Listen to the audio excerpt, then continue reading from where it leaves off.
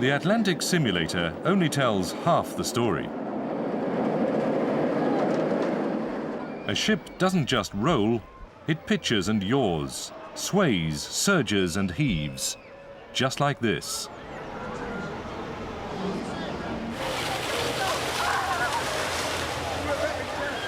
There's a soaking around every corner for containers as well. And a lot of waltzing about.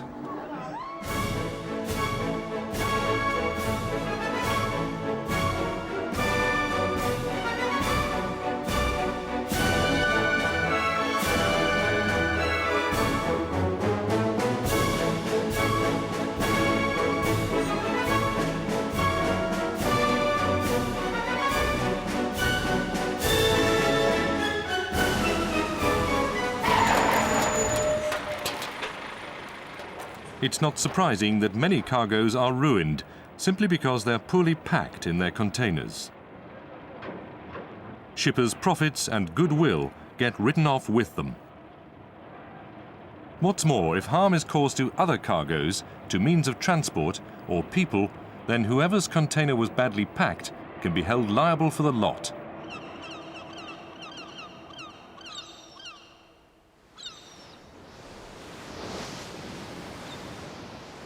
It's a common problem. Independent investigators around the world have found 1 in 3 containers at fault.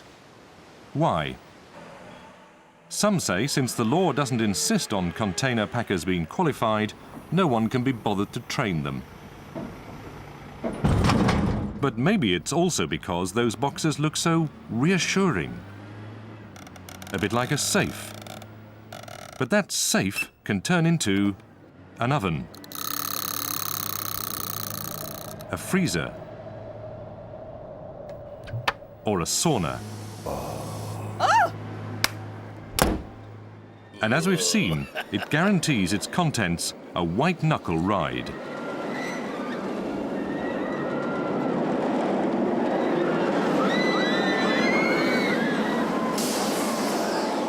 It pays to remember that worse things do happen at sea.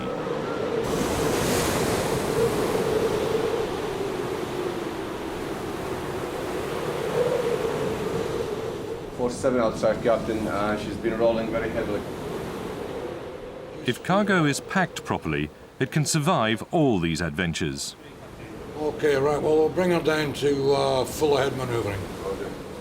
But if you're one of those who insists any fool can stuff a container, maybe you should think of it as a dustbin.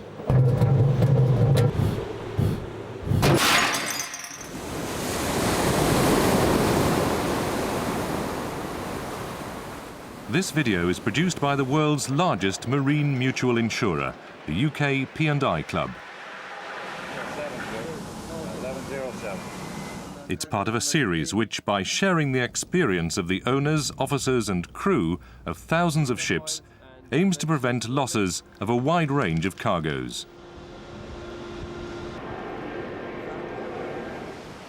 A companion to this video focuses on care of containerized cargo for container operators, ship owners and ship's personnel. But this one is specially for shippers.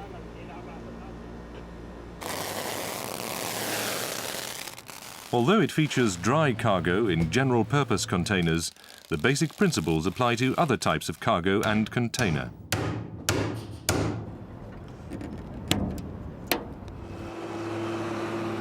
But shipping heavy or out-of-gauge cargo requires close collaboration with your container operator from the word go. So does shipping dangerous goods, because different regulations apply according to the destination and modes of transport used.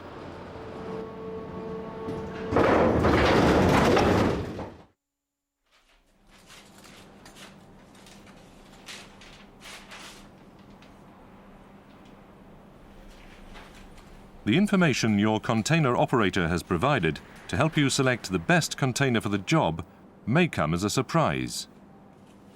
Even the Commodore Garden general-purpose container exists in several lengths, widths and heights.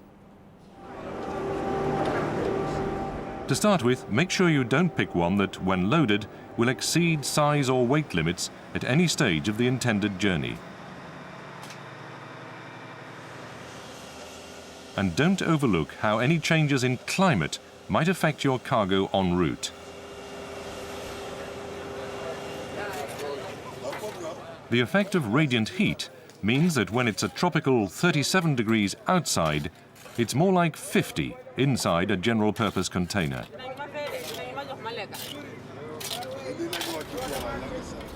It may be false economy to avoid the extra cost of one with temperature control, or a fan, or simply extra ventilation.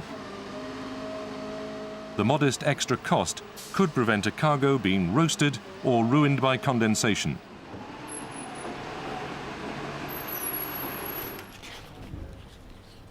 Treat special deals with caution. For any container operator, repositioning refrigerated containers empty is bad business. But will a cut-price reefer really suit your cargo without harm to either?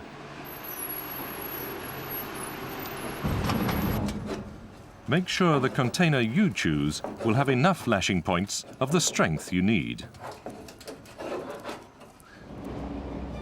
Don't overlook your consignee. What equipment is available for unloading?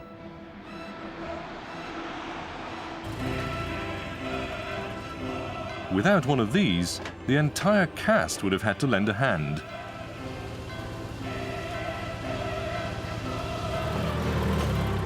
I'd like a 20-foot general purpose, and it must be in Hong Kong by the end of July. It is heat sensitive, so obviously would you take this into consideration when you're stowing it? Always confirm your requirements in writing. For the Monday the 5th of July, for me to pack. And remember, while it makes sense to draw on the experience of your container operator, the responsibility for choosing the right equipment is yours alone. It takes approximately 6 weeks. I thought it was a bit less than that, but that's fine.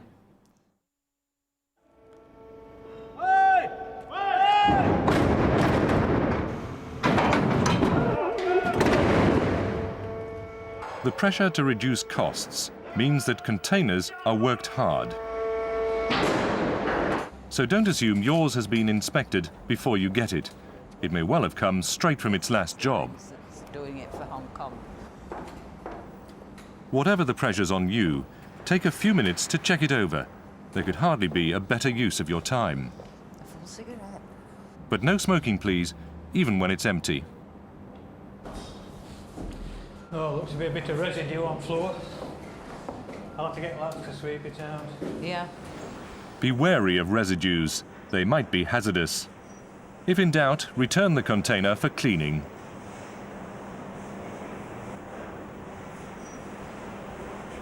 Any container with structural damage to posts, rails or corner castings can cause injury as well as damaged cargo. Do not accept it, or one that cannot be securely locked and sealed. Floor looks all right. But all the lashing points are all right anyway, aren't they? Yeah, they're all okay. Is it dry? Yeah, it's drying up. But will it stay dry?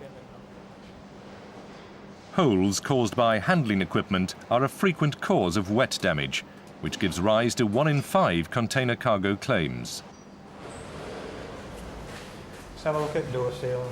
Make sure the gaskets aren't worn, hardened or damaged. It's got a bit of a dig there. It hasn't damaged the seal, has it? So, what about the floor? Stains inside the doors suggest they've leaked at some time. Okay, no top of vent. There's no water, there's no water. And remember, any rust patches can be porous. There's a vent at the other end. Watch out for leftovers from the last job. Oops, watch them nails. There's something that often damages cargo. It wants to come off, does that one? And look out for vents taped up and old labels, particularly dangerous goods ones, which could lead to confusion, misrouting and delay. You right? Yeah, fine. Finally, do a light test to reveal any small holes.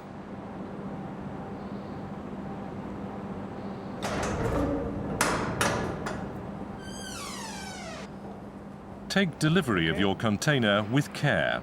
If you overlook defects that a court decides due diligence would have revealed, you could find your cargo claim reduced or rejected.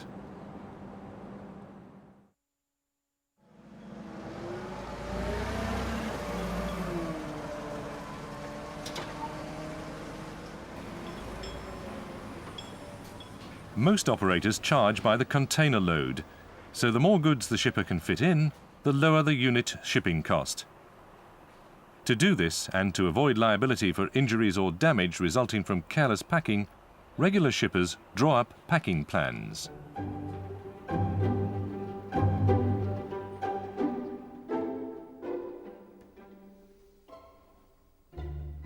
The less free space, the less risk of cargo shifting. The weight must be evenly spread, not just end to end, but side to side as well.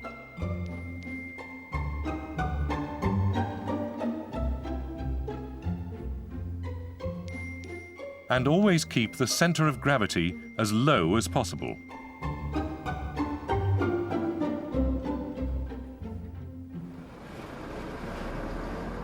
But don't exceed the container's maximum payload or any weight restrictions along its intended route.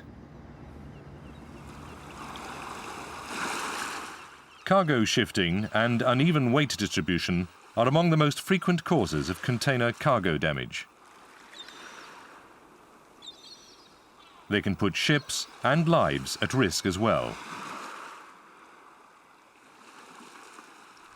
Good morning, Mr. Lee. Regarding the container we're shipping, I've been checking the load plan, and the only way that we can get this cargo in is to use slip sheets and do it 3 high. Experienced shippers never overlook how the goods will be unpacked. If in doubt, asking their consignee. Right, so you'll be able to manage that. You won't have to strip the pallets down. Oh, that's fine. Lovely. Thank you very much. Bye-bye.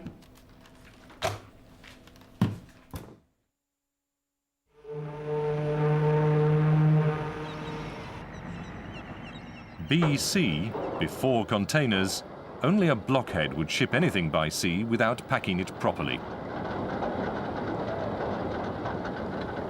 Now, many goods go from production line to shop with nothing but a container for protection. This is often the result. Goods made unsaleable by crushing and chafing. So how many pallets are damaged like this altogether? Just-in-time operations can put up with this if, by doing without warehouses, they can reduce costs overall. But for most shippers, packaging is still the best way to protect their investment. Packages designed to fit the container exactly eliminate dead space and save dunnage costs. Pallets or dunnage made of wet or unseasoned timber cause condensation in the container and damage to many cargoes. All packaging and packing materials must be kept dry. And be aware of any quarantine rules at destination. Many countries insist on debarked, treated or fumigated timber.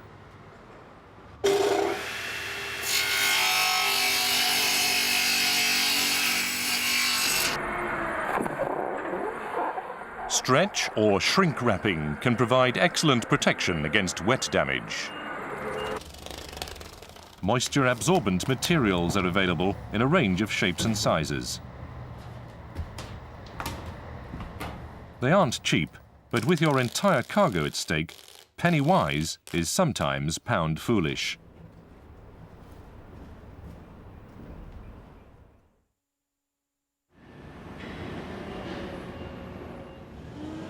Skillful packing can prevent damage to cargo, containers and ships, injury and death as well.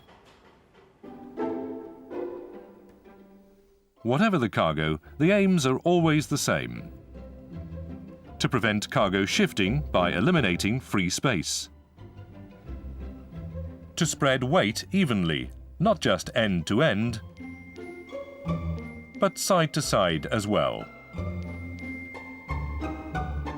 And to keep the centre of gravity as low as possible.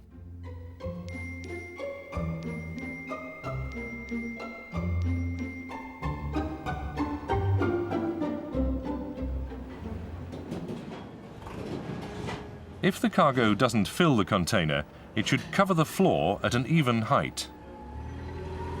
Any gaps are usually left down the centre, since it may be sufficient to secure the cargo by wedging it firmly against the side walls.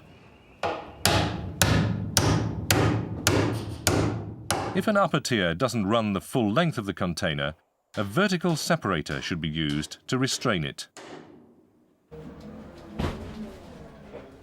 Conventional shoring takes time and costs money. An interlocking stow can save both if the dimensions of the packages are suitable. Unitized cargo can be packed and unpacked faster still and is often more stable. Airbags are an easy-to-use alternative to conventional shoring. But don't place them where they can force the doors open. Make a point of shoring and blocking the face of the stow strongly. Much damage and many injuries are caused by cargo falling out when the doors are opened.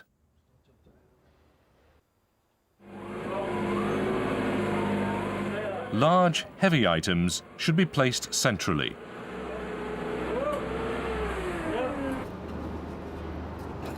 Make sure you know the safe loading limits of the lashing points. If possible, avoid making holes right through the floor, and leave nails easy for the receiver to pull out.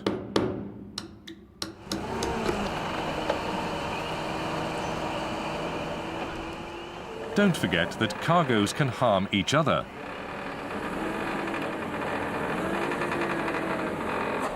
It's asking for trouble to ship goods sensitive to moisture, like these steel rods, with others which might sweat.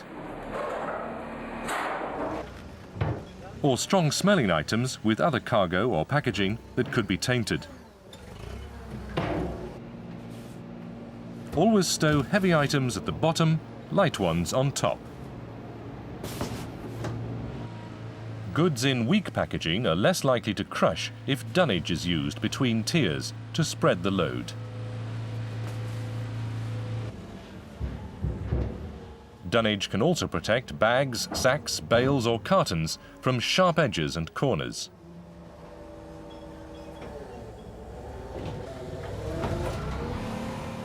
Liquids always go underneath dry goods, not on top.